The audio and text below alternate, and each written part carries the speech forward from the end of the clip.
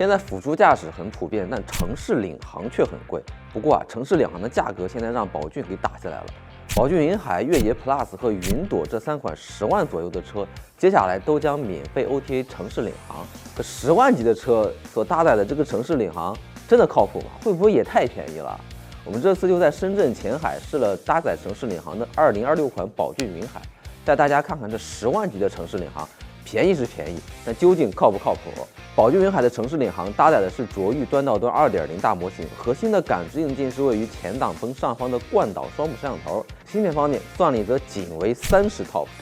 用30 TOPS 的算力做城市领航，真是对算力的极度压榨了。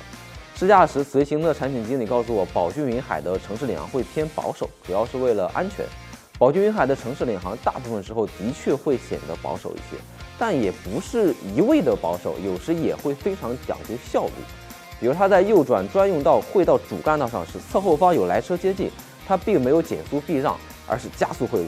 更令人惊喜的是，还是从右转专用道汇到主干道，这时前方是正在前进的大型扫地车，后方也有车在接近。宝骏云海先是抢进了主干道，压住了后车，再是缓缓前进，直到扫地车刹停，它就加速通过。这时车右侧距离扫地车已经很近了。宝骏云海能成功应对这种前后夹击的路况，还是很让我意外的。我当时已经随时准备接管了。另外呢，面对红绿灯路口起步、避让行人等场景，宝骏云海的反应都很灵敏，速度控制给人的体感也比较舒适。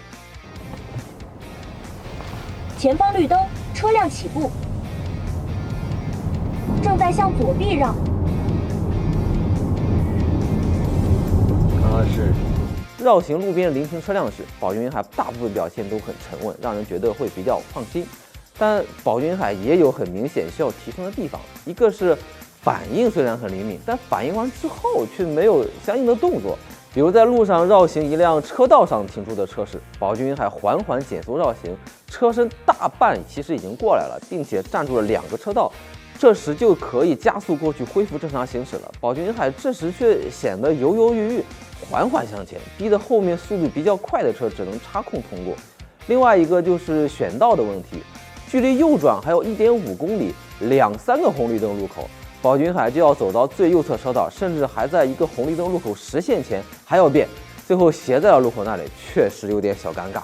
对于体验的连贯性以及最起码的通行效率，宝骏的城市领航确实还需要再优化一下。那总的来看呢，宝骏的这套城市领航在交通比较规矩、不算太堵或者不赶时间的情况下，安全性和舒适性还是在的，用一下挺不错啊，很对得起10万这个价位了。过去几年来呢，城市领航一直在不断向下普及，现在也终于轮到10万级车发挥了。当然，体验还有一定的进步空间，但最重要的是先把路走起来。